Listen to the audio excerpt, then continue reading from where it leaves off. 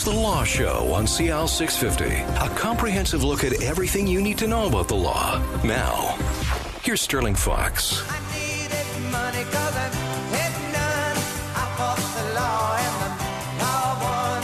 I fought the law and the law won. Welcome back to The Law Show for Sunday morning here in August. Sterling Fox with Joe Murphy and Derek Ma from Murphy Batista LLP, and a little bit of Bobby Fuller there for fighting the law and all of that stuff. Nice to have you with us today. We're talking about, summer stuff. Lots of summer issues today. And Joe Murphy reminding us, Derek, about the value of the homeowner and or tenant's insurance policy that follows you literally wherever you go. And you were saying during the break that in many cases, homeowners don't have usually a choice. If you have a mortgage, the bank is going to require you to have that place insured. It's a requirement of getting the mortgage. In the case of a tenant, however, Derek, there are no such requirements, and many tenants simply don't bother. And it's not terribly expensive, and the coverage is fantastic.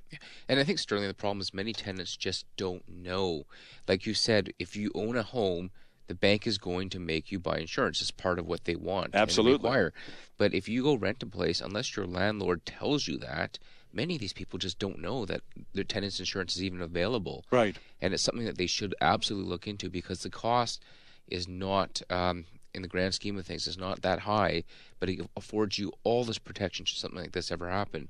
I suppose, Joe, in some cases, if you're a tenant in a home, in a house, rather than an apartment, your mindset would be, well, the guy who owns the place, who owns the property, clearly has insurance. So if the postman falls and slips on my sidewalk, the guy who owns the sidewalk, not me, is going to be the one who gets sued. Is that the case? The answer is both of them will be sued. Oh, my. Both the owner of the property and the tenant who occupies the property.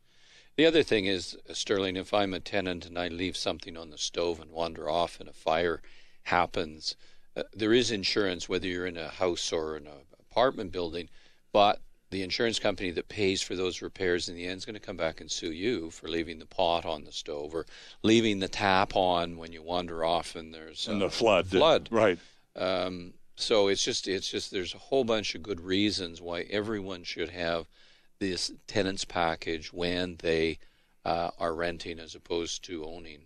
Because if you own, as you said, if you got a mortgage, then there's going to be you insurance. have no choice, right? But as I said earlier, make sure there's lots of liability coverage on that insurance because it's so useful.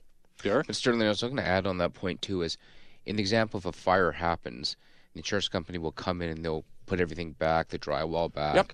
new stove, that sort of stuff. But if you're the tenant and you don't have tenant's insurance, your contents aren't covered as part of that usually, which means that all your They'll clothing, fix your apartment up, but then your stuff is gone. go buy new clothes at your expense, Right. your new iPad, all those sort of things.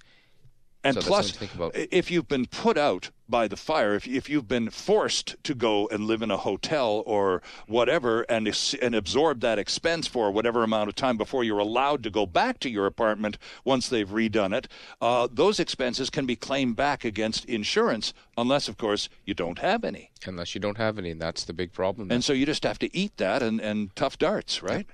Joe, let's talk about other types of insurance. We're talking summer stuff here. So how about boats and sea-doos and motorcycles and such? Yeah, any motorized vehicle requires that vehicle to be insured separately. If it's a boat, if it's a ski-doo, if it's anything, a little motorbike, you've got to make sure that either it's covered under the policy you have or you go out and get another policy. I've got a little ski boat, and I have a separate policy that provides the coverage for the water ski boat. Okay. So you need that. And again, the coverage is there so that if something bad happens and there's a claim made by the person injured, you, the person who may be responsible, even if you're just the owner, you've got a coverage for it. It's just easier and better for everyone.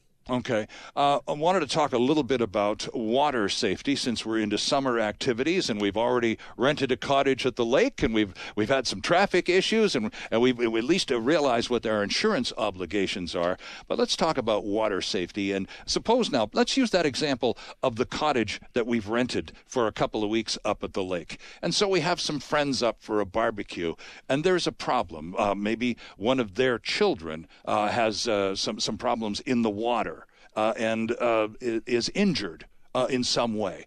Where do the insurance realities kick in that case? You've invited them to your place for a barbecue. One of their children has a mishap in the water, and there are problems coming out of that. Where the insurance risk lie there, Derek? There absolutely could be a risk if you invited them on knowing that there was an issue with, maybe it was the hot tub that they had a mishap in, or the way down to the beach, there was an issue there, that you've invited them into this property and didn't take proper precautions to warn them about that, or didn't have proper supervision there. So you can open yourselves up to claims like that just on a very innocent basis by having friends over for a barbecue. Right. And Joe, you have, in the course of your long career, acted on behalf of many, many injured children. And a lot of those injuries occur during seemingly harmless, innocent summer activities. Yeah, and they're tragic because these injuries are avoidable, and oftentimes these injuries have a devastating effect on these kids.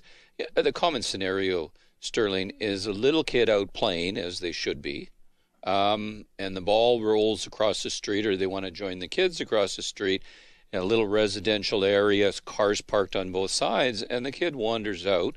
They're so little you can't see them until they emerge on the road in front of you. And while the speed limit is 50 kilometers an hour, a car going 50 kilometers an hour travels 45 feet per second.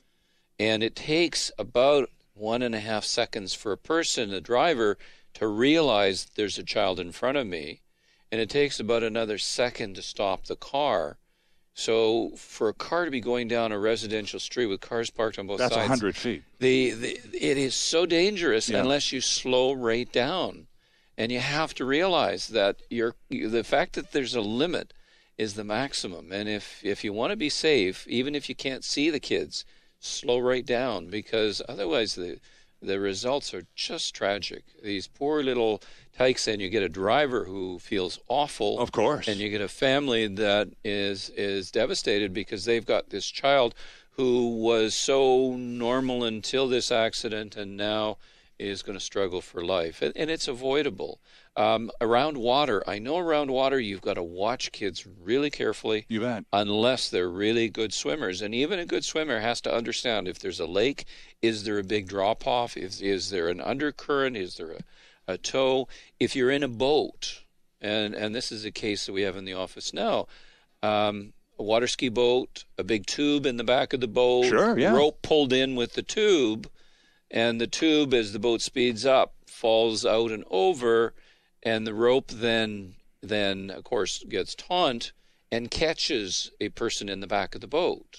Oh my. And throws her out of the boat into right. the water, and when she comes up, one of her hands is missing because the rope had wrapped around and just her wrist, and it hand. just traumatic amputation. Oh my goodness. And it all starts with the idea being, if you've got any kind of toy in the back and a tow rope, and it's inside the boat, you've got to be really careful that nobody gets snagged by that. Okay. And of course, this is something that most people wouldn't think of. They just think, well, this is safe. We're having fun, and you can have fun, but you just have to be conscious of what can go wrong. Now, you've got my curiosity aroused, because let's use that very specific example. A person in a boat is dragged overboard by one of the toys in the boat. Snagged by the rope. Right, and then suffers, in this case, the loss of a hand. My gosh. Legal liabilities. Is the boat driver or the boat owner responsible, or are both? Probably both, although if there's a motor vehicle accident, if there's a car accident, the law in BC says the owner of the car is just as liable as the person driving it. Okay. There isn't a similar law with boats, so the owner of a boat's not automatically liable for the negligence of the operator, but the owner of the boat can set out rules, can restrict use, and that might result in them also being liable. Interesting stuff. Let's talk motorcycles for a second, Derek. A lot of people only drive their motorcycles in the good weather, so they only insure them for 4, 5, 6 months of the year. Is that smart, or should you take out an annual policy? If you're only going to drive it for 4 or 5 months out of the year, that's fine. Okay. And the only issue would be is with the storage of the motorcycle. Usually there's a storage policy you can buy from ICBC, so if anything happens to it while it's not insured on your property, then it's covered. But otherwise, just insure it for the time you're driving it is absolutely fine. Okay. Wildfires are a big problem in British Columbia. They are every year, but boy, summer of 2015, fellas, is quite a dramatic year. And now the government is entertaining penalties to be assessed against people who are found to be responsible, personally responsible for setting a forest fire. And they're talking, we had a poll on the radio station here a little while ago, and the majority of our listeners elected to go or stood behind the option of penalties into the thousands of dollars if an individual is proven to be responsible for a forest fire. Is that reasonable to you, Joe, or insufficient? The reality is the forest fires are again avoidable. The damage they cause with both the loss of the forest and loss of buildings and homes is huge. Sure. It's just easier to be careful to not throw the cigarette out the window. Mm-hmm. But if there is a responsibility, if someone was sued for the damage they caused, again, the homeowner policy or the tenant's policy would probably provide coverage for that. It doesn't provide coverage for a fine, a sort of a criminal type fine, right? But it would for a damage claim. Sterling, I want to go back. We talked a moment ago, and this is again water safety. A small child can drown in about 6 inches of water. Oh, sure, yeah. And if you're on a property, and sometimes people have beautiful gardens and they have these little decorative pools, mm-hmm. and you think this is so safe, we'll let these little tykes out to wander. It's dangerous because kids fall into pools, and if only 6 inches deep, it's like a bathtub. Mm-hmm. 6 inches of water in a bathtub, a child unattended can drown in that. So you just want to be so careful with kids around water because there's a huge potential for danger and disaster. Again, the operative adjective there being unattended. Yep. Right? And they're slippery little devils. Derek, you've got two. You know how elusive they can be. It's a chore to keep an eye on them, keep up with them sometimes, especially when you're on summer holidays and all you want to do is put up your feet and read a book. Oh, it absolutely is. So, it's things like taking precautions, making sure they have life jackets if they're around the water, that they're properly attended to, supervised, all those sorts of things, and just really making sure that the kids are taken care of, because it's a tragedy when you see kids come in and they've had a drowning, they've usually had a brain injury that follows from that, and it's just a complete tragedy for everyone involved. Indeed it is. We're talking summer activities and legal implications ensuing from many of them, and when we come back, we need to take a break, but when we come back here on The Law Show, we're going to talk about summer camp. And we're not going to play Hello Mudda, Hello Fada,